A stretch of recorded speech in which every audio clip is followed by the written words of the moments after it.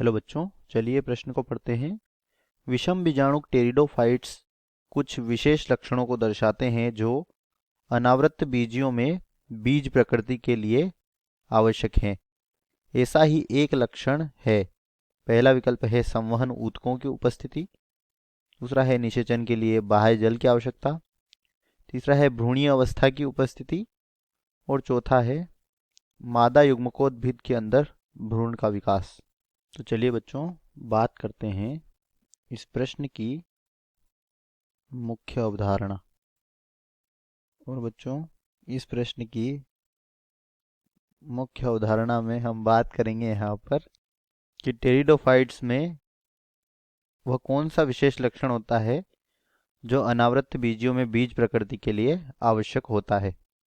तो बच्चों, पहले हम यहाँ पर बात कर लेते हैं विषम बीजाणुक टेरिडोफाइट्स के बारे में कि विषम बीजाणुक टेरिडोफाइट्स क्या होते हैं।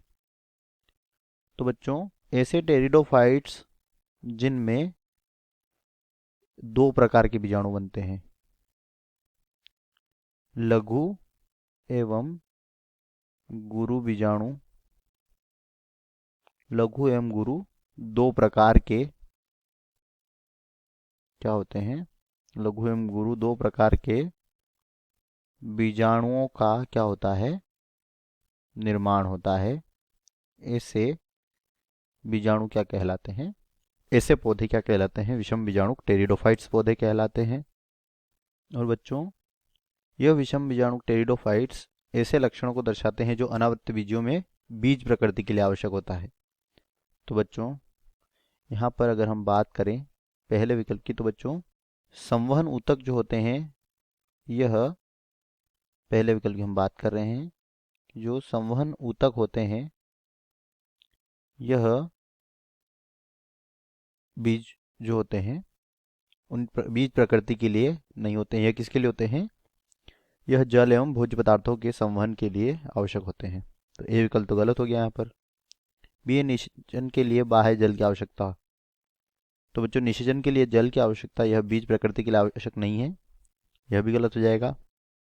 इसके बाद सी है भ्रूणीय अवस्था की उपस्थिति। तो बच्चों, इसके बाद तीसरा विकल्प है यहाँ पर भ्रूणीय अवस्था की उपस्थिति।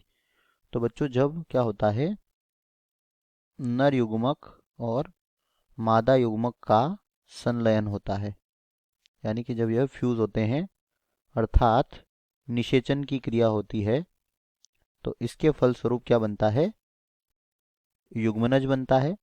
और फिर युग्मनज से भ्रूण का विकास होता है।